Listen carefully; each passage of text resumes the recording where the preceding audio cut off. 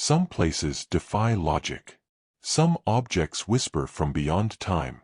Some events happen without cause, leaving only questions in their wake. These are not ghost stories or urban legends. They are documented accounts, unexplained phenomena that mock science, memory, and reality itself. From mirrors that scream to forests that consume time, what you're about to witness are 5 encounters with the impossible.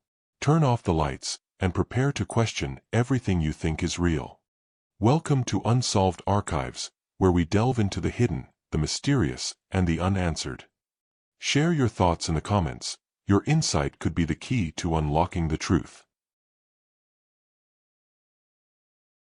The Vanishing Convoy of Darien Ridge. In the late spring of 1998, a military training operation known as Exercise Cold Iron was set to take place across the remote wilderness of Darien Ridge, Montana. It was a routine maneuver involving 3 military transport vehicles, a dozen personnel, and a 3-day schedule designed to simulate rough terrain recovery and off-grid communications. The ridge, known for its extreme isolation and unpredictable weather, had seen similar exercises in the past. But this one would become the subject of endless speculation, conspiracy theories, and official silence. The convoy left the eastern base camp at precisely 0600 hours, transmitting regular check-ins every 30 minutes. Satellite surveillance recorded the vehicles moving west, navigating steep inclines and dense underbrush. At 1123 hours, their final transmission was received, a short burst of static, a garbled voice saying something unintelligible, then silence. Attempts to re-establish contact failed. Search teams were dispatched within hours. Helicopters scanned the ridge from above, while ground teams followed GPS trails left by the vehicles. But the path abruptly ended at a rocky plateau where the signal had last been logged. There were no tracks, no tire impressions, just an empty landscape as if the convoy had ceased to exist in mid-motion. The search expanded over several days, then weeks. Sniffer dogs found nothing. Not a piece of clothing, not a drop of oil. The case was quietly closed by the military under the explanation of accidental loss in hazardous terrain, but no remains or wreckage were ever found. Then in 2000, a report came from Guatemala. A man resembling one of the missing soldiers had been seen wandering near the outskirts of Coban. He spoke broken Spanish and refused help. When locals tried to detain him for questioning, he fled into the jungle. Authorities were contacted, but no trace of the man was found. The U.S. military denied any connection, but leaked documents years later showed a classified file labeled Subject 107, Probable Darien Returnee. Interest in the case was reignited in 2009 when a civilian drone operator captured strange EM readings near the same plateau. The device's sensors failed mid-flight, and when recovered, its GPS had reset to 1971, a date impossible for its software. The only thing it managed to record was a burst of distorted audio, a deep hum, a brief voice clip that said, "We're not on Earth anymore," and then static. Analysis suggested the sound frequency was outside the normal human vocal range. Independent researchers, including physicists and ex-military investigators, began theorizing about localized dimensional disturbances. A paper submitted anonymously to a fringe science journal speculated that the convoy might have encountered a spatial fracture, a theorized rip in the space-time continuum where the fabric of reality is temporarily unstable.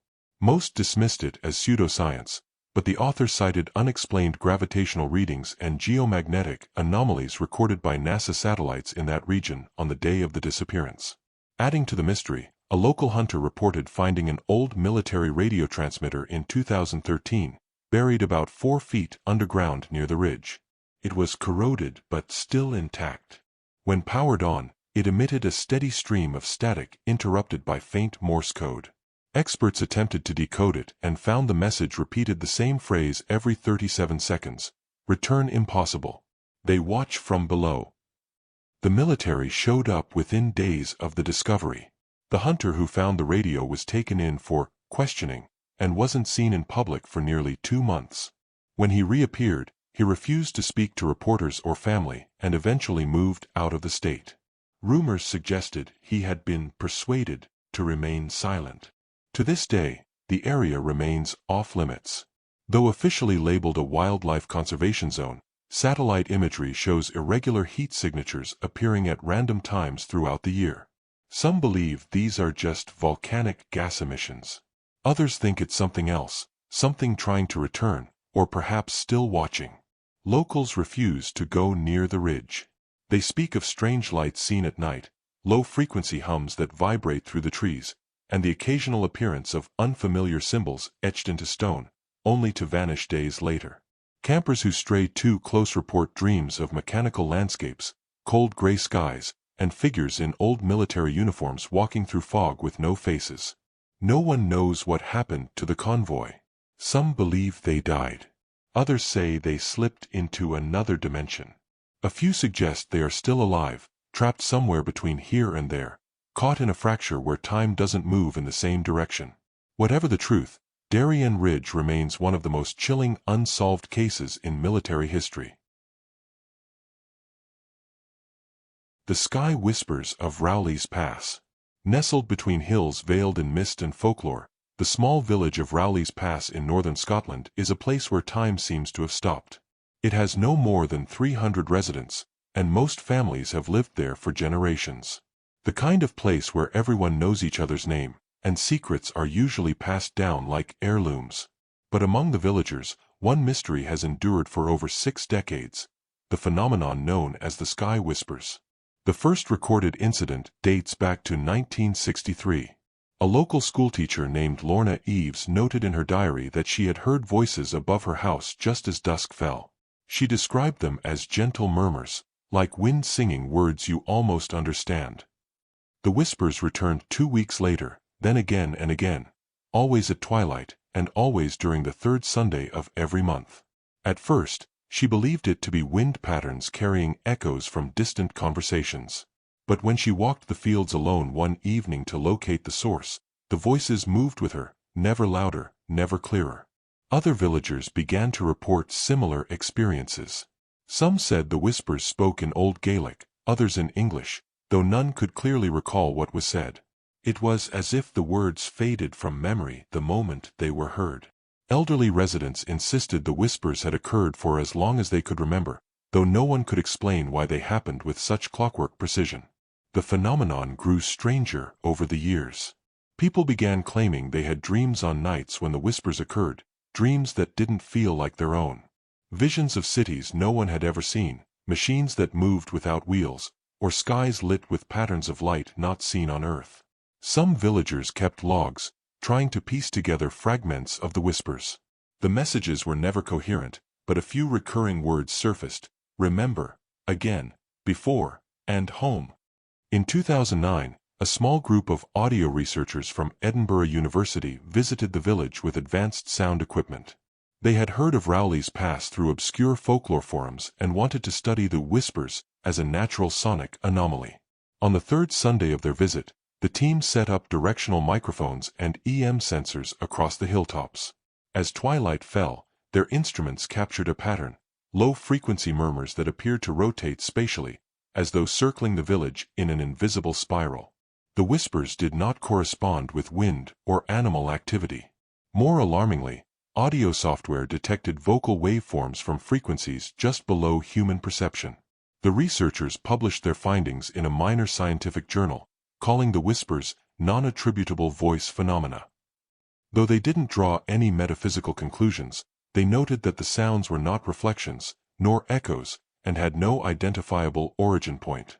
A side note in the paper mentioned that one of the team members, Dr. Elaine McGrath, left the project shortly after returning to Edinburgh.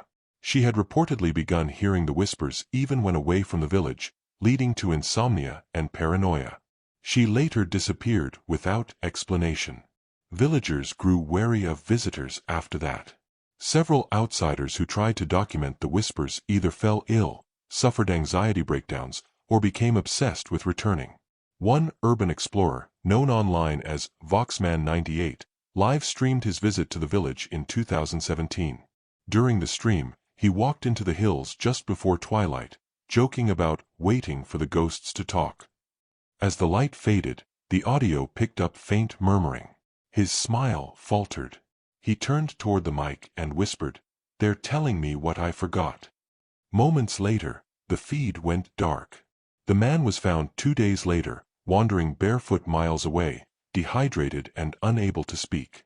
He's been in a psychiatric facility since, drawing strange circular diagrams over and over.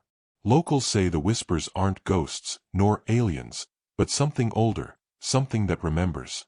Some believe Rowley's Pass is a location where timelines brush against each other, allowing fragments of alternate realities or forgotten histories to seep through. An old man named Fergus McCready once told a journalist, "Those voices are from the lives we didn't live. They're the echoes of what we could have been." What adds to the enigma is the geographical precision. Step just outside the boundary of the village, and the phenomenon stops. A researcher once described the sound field as perfectly domed, as if a bubble of perception encased the entire area. He theorized that the terrain of the valley formed a kind of acoustic lens, though he admitted that it couldn't explain the consistency or linguistic complexity of the sounds. Recently, a small group of villagers have taken to sitting in silence during the whisper hour, believing the phenomenon to be sacred. They wear blindfolds and remain still, hoping to receive a message or vision.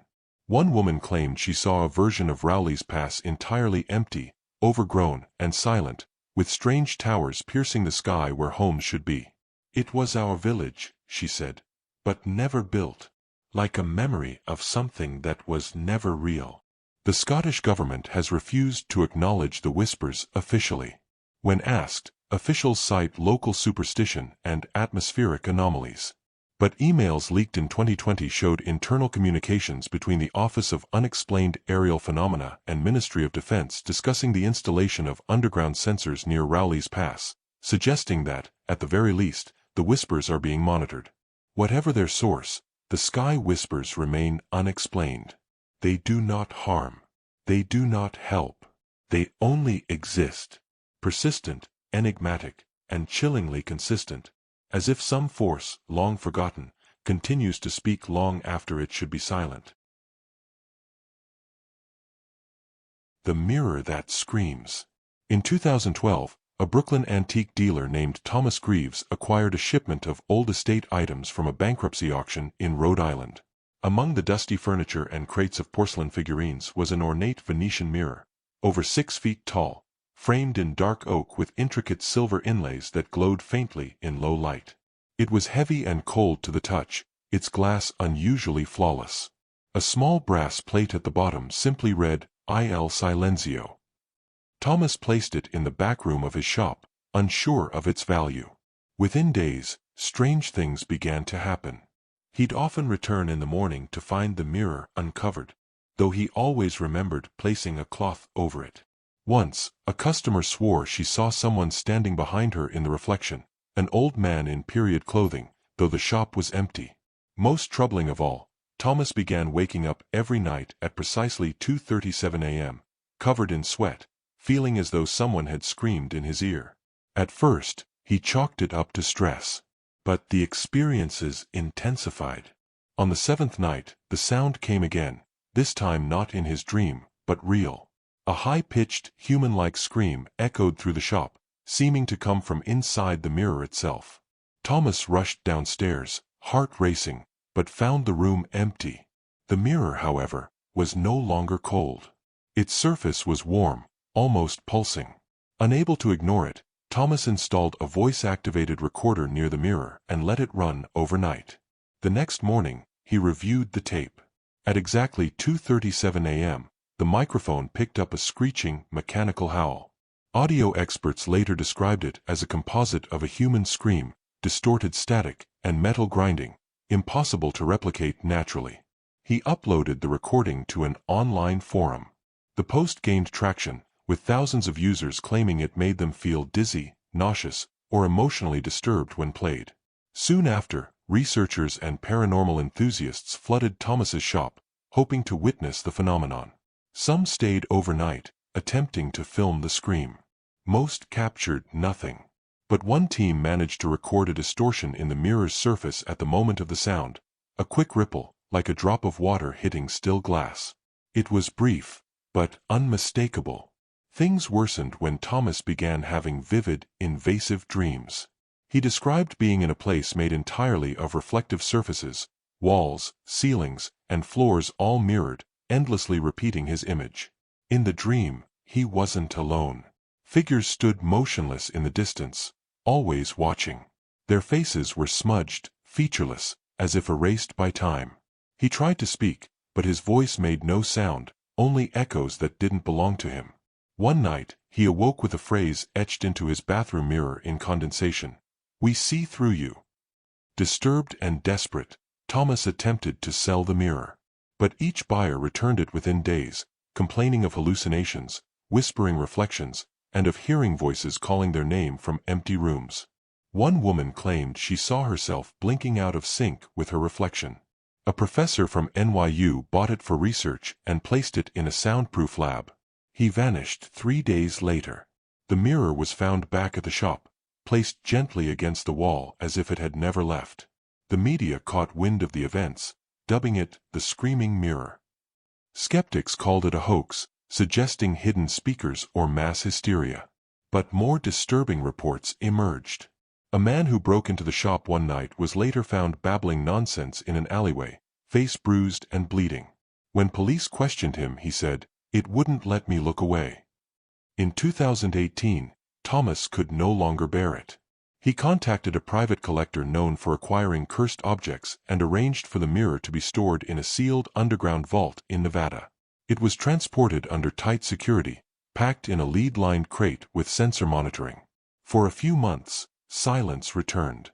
Then, nearby seismic sensors at a university in Las Vegas began detecting strange rhythmic vibrations at 2:37 a.m. every night, matching the scream's timestamp from the recordings. The vibrations were subtle, like a pulse, but consistent. A geology student leaked this data to a fringe science blog, suggesting the mirror was somehow transmitting energy underground. No official explanation followed, and the university quietly stopped reporting the data. Meanwhile, a former security guard at the storage facility claimed that motion sensors near the vault sometimes triggered without reason. The mirror had been placed behind 5-inch thick glass, yet on 3 separate occasions, recordings showed its surface distorting, ripple patterns appearing for a few seconds before returning to normal. The guard was fired for breaching protocol after trying to record the phenomenon on his phone. He later stated in an anonymous interview, "It's not just showing reflections. It's showing places. Places that don't exist. Yet. No one knows where the mirror came from, or what il silenzio means in this context." Some researchers believe it may have been part of an experimental art project during the Italian Futurist movement, while others suggest it was created much earlier, possibly as far back as the Black Plague era, when mirrors were covered during times of death to prevent souls from being trapped. The screaming has never stopped. Even now, locked away, the mirror is said to continue its 2:37 a.m. ritual. Audio engineers studying the scream have noted hidden patterns in the sound waves, codes that resemble language, but not one known to Earth. One segment, when slowed down by 700%, vaguely resembles the words, "I am still inside." It's just a mirror. Yet it sees. And it remembers. The forest that deletes. In 2001, a group of amateur hikers known as the Pine Line trekked into a lesser-known region of Japan's Aokigahara Forest, the sprawling sea of trees shadowing Mount Fuji, long associated with folklore and tragedy. Their plan was to chart a new trail, far from tourist paths, and film a short documentary titled The Forest's Other Side. The group consisted of 4 members, Takumi Arata, Hana Koike, Shun Tanaka, and Mei Kawaguchi. All were experienced hikers and backpackers. They carried GPS devices, multiple camcorders, and backup satellite phones. The forest swallowed them whole. Initial logs captured by their camcorder were later recovered and analyzed. For the first day and a half, everything appeared normal: laughing, map checking, tree markings. Then, on the second night, Takumi, the team leader, filmed something unusual. "The stars," he whispered in the footage. "They're wrong. The patterns, they're not the same." At first, his teammates laughed it off, but the video showed panic set in when their GPS began glitching. The screen spun erratically, showing their location as the middle of the Pacific Ocean.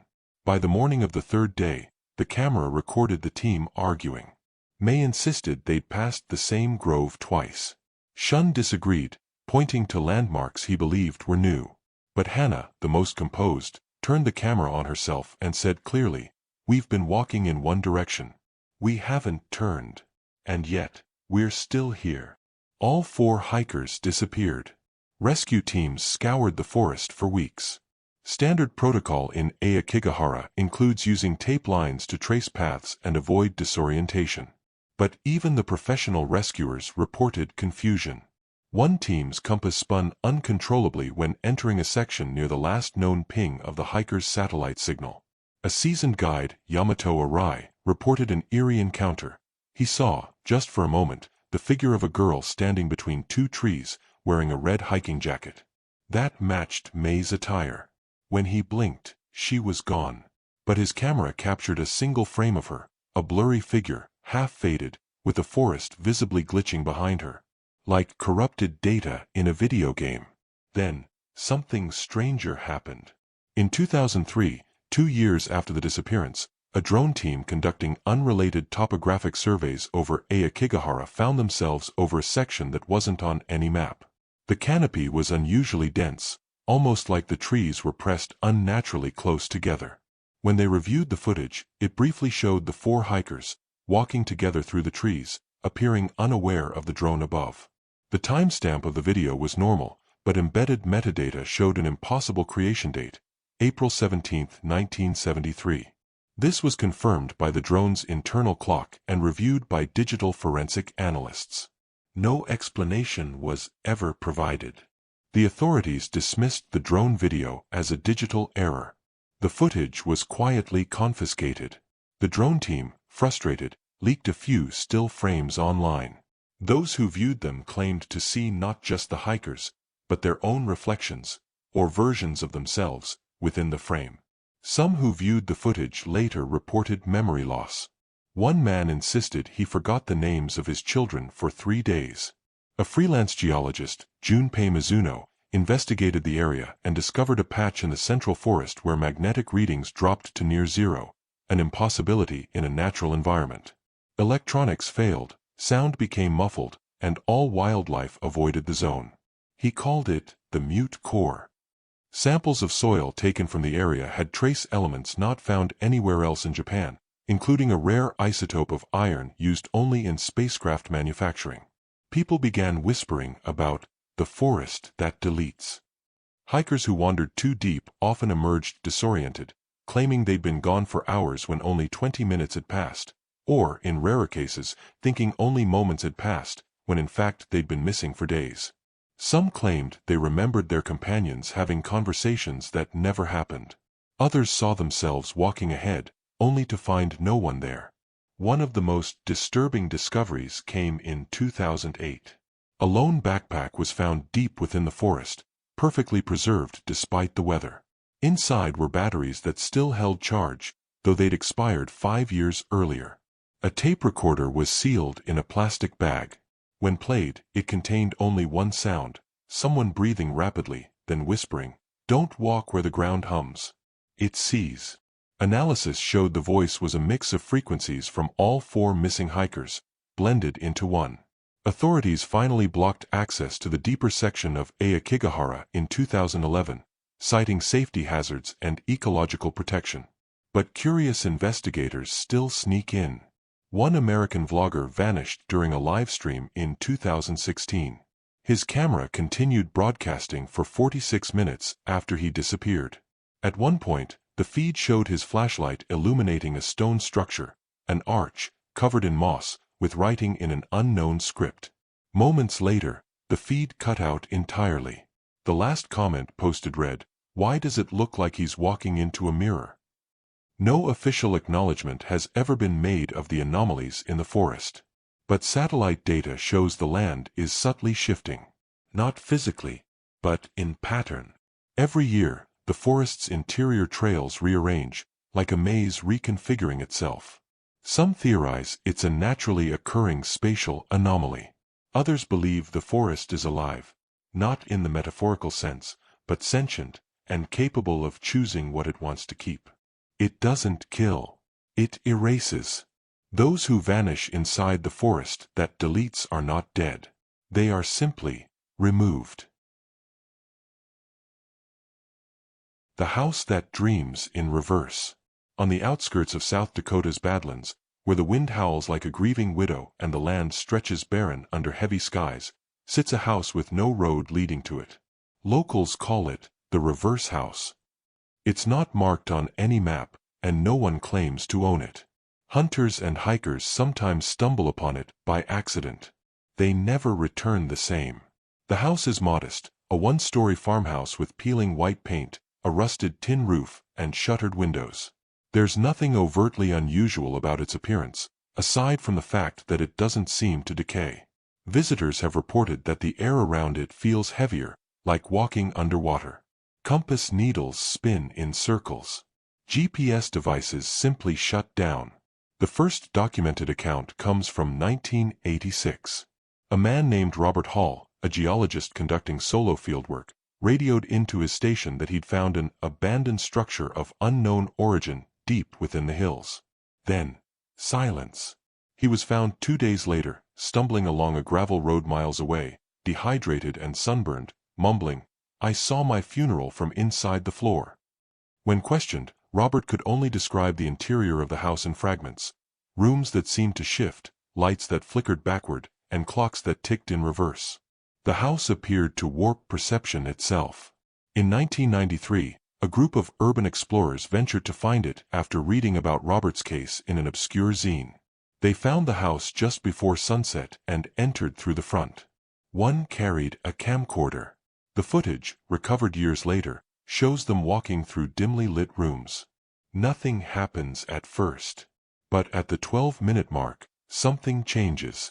The camera footage plays in reverse, but only after they open a door at the end of a narrow hallway. From that point, they appear to walk backward, speak backward, even blink in reverse. The most disturbing part? The team doesn't appear to notice. They speak to each other normally, but when the audio is reversed, their conversations are chilling. One says, "We shouldn't have opened that door. It remembers us now." Another responds, "It's already dreaming. We're part of it." The camera cuts to static. None of the explorers were seen again. Locals avoid the area, though they whisper stories. Some say the house was built on sacred land, others claim it's not a house at all, but a physical manifestation of something else, something trying to understand time by imitating us. A few believe the house is sentient, and what happens inside are its dreams. Dreams in reverse. A park ranger, Marlene Sykes, found the house in 2001 while tracking a missing camper. She never entered it. "I could feel it watching me," she later told a colleague.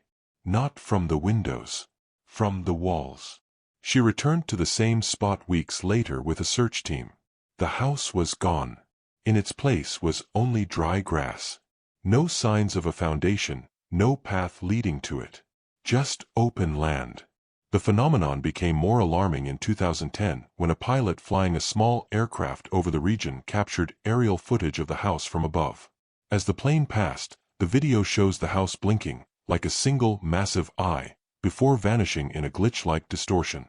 The footage was briefly leaked online before being removed. The pilot later stated, "It didn't feel like flying over a house. It felt like flying over a thought." Those who have entered the house and survived describe impossible spatial effects: mirrors that reflect events from tomorrow, shadows that lag seconds behind movements, and a constant low hum, like a heartbeat buried beneath the floorboards. One man, a drifter found near the area in 2016, had an entire journal filled with cryptic drawings and text written backward. When deciphered, the entries revealed fragmented memories, not his own. Memories of strangers, historical events slightly different from how they truly occurred, and most disturbing of all, descriptions of people being born in reverse, dying first, then aging backward to the womb. He ended the journal with a warning: "The house does not trap you. It inserts you into itself, into what it dreams. And it only dreams backward." Scientists who attempted to study the area found anomalies in temporal data. Small pockets where time slowed or reversed for fractions of a second. In one experiment, A metal probe sent into the house corroded backward, as if unaging. When retrieved, it was completely smooth, as though it had never been manufactured. The team disbanded shortly after, citing psychological disturbances among its members. In 2022, satellite imagery revealed something inexplicable. A series of reverse imprints in the surrounding landscape, circular patterns of compressed grass and soil that faded inward, like echoes of a footprint retracing itself. When overlaid with archival images dating back to the 1950s, the same imprints were visible, sometimes in slightly different locations. The house was moving. Or more precisely, it was dreaming itself into new positions across time. The U.S. Geological Survey quietly sealed off a 10-mile radius around the area, citing unstable terrain. No such instability has ever been recorded. Locals know better. They say the house appears only to those it wants. And those who see it aren't discovering it, they're being remembered by it. If you find it and step inside, you may not be walking into a house at all. You may be stepping into a thought older than time, a dream that plays in reverse, searching for a way to become real. No one owns the reverse house, but it owns its visitors. Every case adds a new layer of mystery, leaving more questions than answers. Which one lingers in your mind, and what's your take on what really happened?